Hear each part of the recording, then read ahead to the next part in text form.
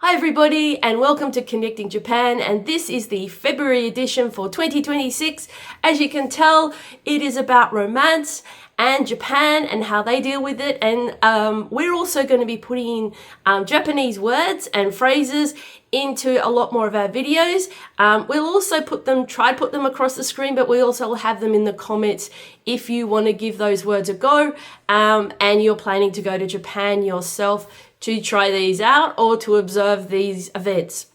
So before we go into how Japan deals with romance, there are a couple of things that you need to remember if you're planning to take your significant other during this season or any season in Japan. And there is a few sort of frowned upon things in Japan. Public displays of affection are generally avoided. Actually, they're pretty much frowned on, like kissing, hugging, even holding hands in Japan. It might sound severe to us, but to them, expressing affection for that special someone in their lives is very personal and very private.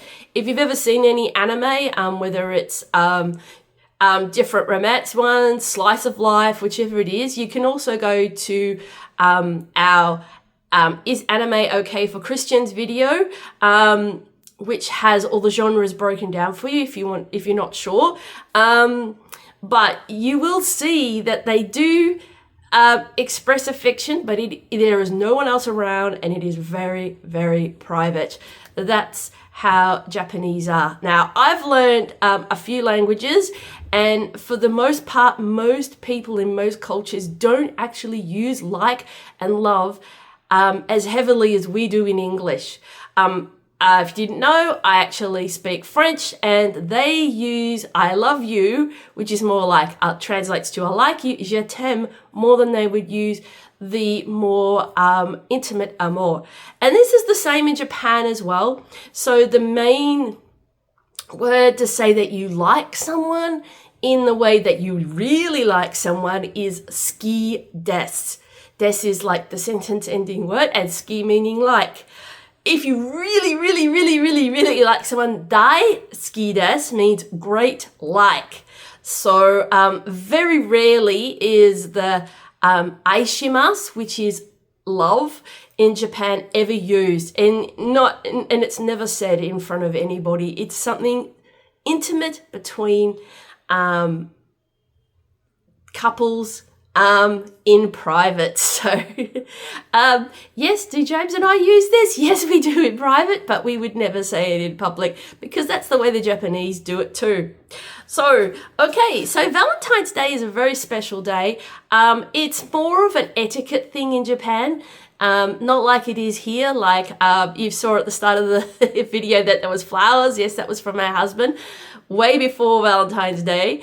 But in Japan, it's sort of a social etiquette of chocolate. So let's break down how they do this. So the first one is honmei. Honmei choco is translates to true feelings chocolate.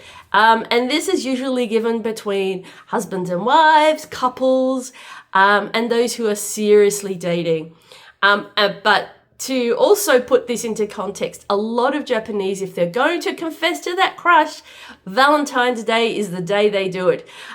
Yes, usually here in the West, well, we do share men and women confessing feelings, but women do confess their feelings in Japan too.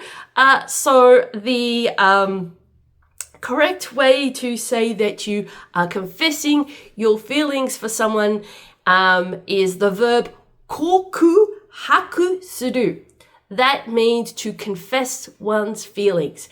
And of course, we would use the phrases we just said, ski des or daisuki des, to that person. Now, Valentine's Day in Japan on February 14th is more about the women giving the men chocolate. So ladies, you are under pressure if you lived in Japan to give your chocolate to somebody. Now, of course, chocolate is becoming more and more expensive. We've seen it here. So they're probably into the future, if they do use Valentine's Day as an event to celebrate, it might be a little bit less about the chocolate. So going back to our honmei choco, that particular chocolate given to a crush, obviously a guy, is always homemade. Just to say that you have the extra effort, extra love you have for that one person. The next one on the list is giri choco. Giri choco is an obligation chocolate. So this is a chocolate you would probably give to a co-worker, someone like that. In the anime, and I'm not 100% sure if this is actually true, this is kind of like if they know that there's a guy that likes them, and this is mainly around high school and stuff like that, and the girl really doesn't feel that way about him, she'll still give him a chocolate because it's like a friend zone chocolate. Now, I've seen a few where that's actually happened. One of my favorites is Fruits Basket, as you all know. There is a scene in that where Yuki is given chocolate, and yes, he doesn't feel the same way. Now, there is no pressure on the guy to keep the chocolate. Some of them actually might give them to somebody else, or they might throw them away. I don't know if that really happens in Japan, but in the anime it does. So just remember, anime and real life aren't always the same. Okay, let's continue on. There is also reverse chocolate as well. So some guys are actually bold enough to give chocolate actually on Valentine's Day, just like the girls do. It is traditionally the girls that give the guys chocolates. But this is called, if it's reverse and the guy gives the girl chocolate, it's called gyaku choco, reverse chocolate. So that would probably be something store-bought maybe. It generally isn't homemade. More recently, of course, if there is no person in your life, you can also have a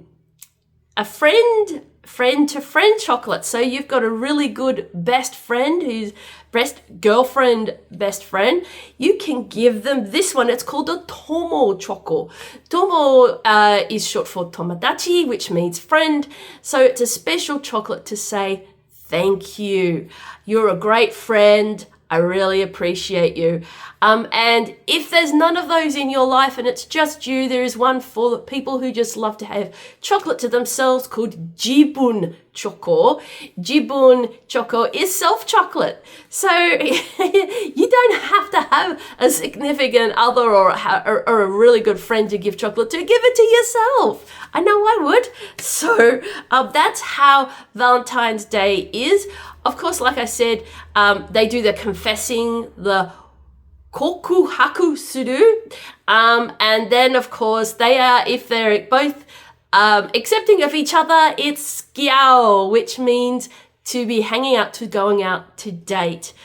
So Valentine's Day is more about etiquette and traditions in Japan. It's not nearly as overly romantic as it is here in the West. Now, of course, the guys get more of a chance on March 14th on White Day. Originally, it was from Fukuoka and they gave marshmallows to each other. We did refer to this to a very early video. But these days it's more jewelry. And I just found this out, that the jewelry is 2 to 3 times the value of what it is in the store.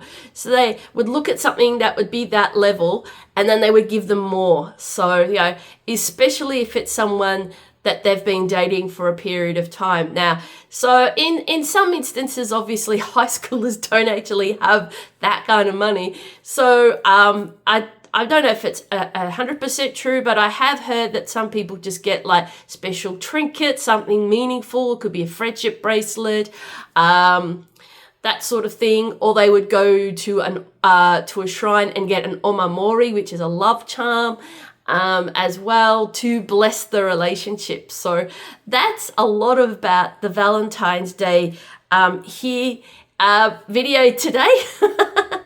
It's very interesting how they negotiate relationships. Obviously, in Japan, cultural constructs around relationships are a lot more complex than we have here. So that's it for the Valentine's Day edition of Connecting Japan. We will be doing the cultural set phrases and dramas into the future. So get used to seeing more of the verbs and everything coming up. If we can't put them in the actual video, we'll definitely put them in the comments. Please be sure to like and subscribe.